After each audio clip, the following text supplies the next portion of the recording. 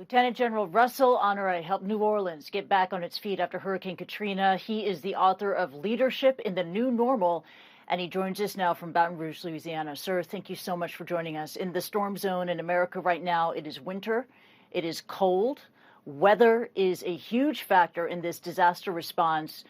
What do affected communities need right now? Well, right now, the search and rescue is still in process. They still have buildings they have not cleared yet, and with suspected survivors, and that has to be completed and made clear by the first responders. At the same time, the temperatures drop. It's cold and rainy there, just miserable. So it's up to the first responders now and neighbors helping neighbors. Once this is over with, you'll find out a lot of the people's lives that were saved by people who lived to the left and the right who helped each other call out of the rubble. But it is a search and rescue mission until it's declared complete, and they'll go to some of the response tasks of finding temporary housing, hotels, trailers, and individual assistance that FEMA is well practiced at. But we're going to have to move with speed because unlike the hurricane we had a few months ago, Ida, it was warm weather and people literally camped out in tents on their property. They will not be able to do that in Kentucky and survive. So they'll need a massive influx of temporary housing and housing approval by FEMA in the coming hours so people can seek shelter in safe places.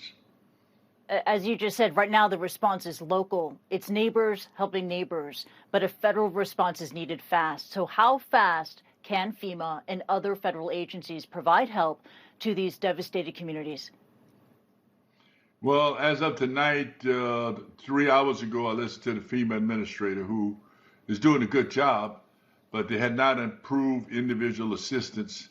That is where people can call a FEMA number, get cash into their bank account so they can take care of themselves, and go to a hotel area that's designated or any hotel and use a FEMA voucher because people are going to need temporary housing. The grid is broken in most places where this tornado went through, so people that homes may have survived, they're going to have to evacuate because they can't live in the town because of the debris and the grid, meaning the electricity, the water, the internet, all of gas, all of that is broken. So they need to get individual assistance started, but as of 4 hours ago, FEMA had not approved individual assistance that provide those services. Right now, they are evacuating people to mass shelters, and they need to start getting them into temporary shelters like hotels.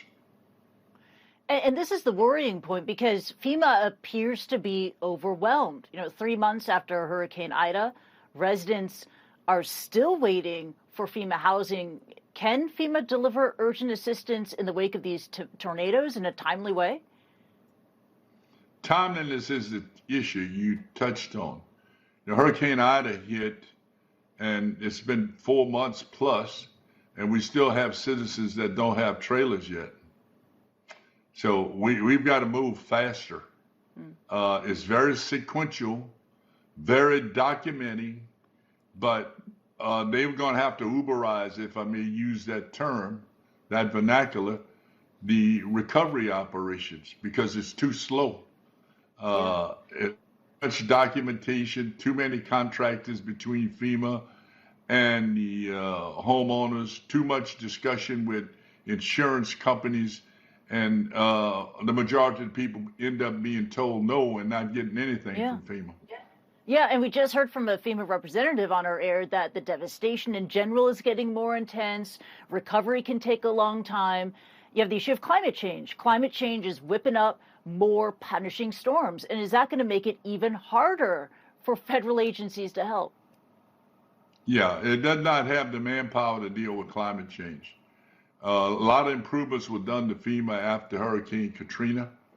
Then when 17, when we had 4 hurricanes come in a row, FEMA got overmatched again. All of that is a result of climate change, those 4 hurricanes. And we saw this year in Hurricane Ida, while their response was very targeted, they were still dealing with Hurricane Laura, which hit a year earlier, where people had not gotten the resolve from their damages to their homes. So they are overwhelmed, and they're going to have to add the capacity to FEMA to deal with recovery.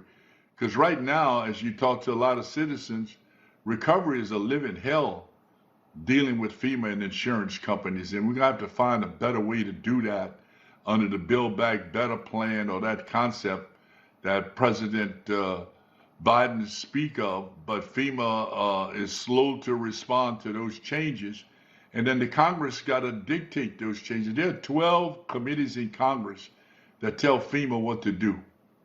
That into itself is complicated. We need to streamline and Uberize this and get this moving, because we're still using too many last century techniques and tactics in FEMA to deal with these repetitive, more frequent climate change type events. An upgrade in response is desperately needed, especially in this era of climate change. Sir, thank you so much for joining us. We thank you for your insight. And God bless those first responders and the survivors. We're all praying for them, and figure out a way how you can help others through donations. Thank you. Absolutely. Thank you. And we can, and you can indeed help those in need. After these deadly tornadoes, just go to cnn.com/impact, and there you'll find verified ways to provide help for tornado victims. Once again, cnn.com/impact.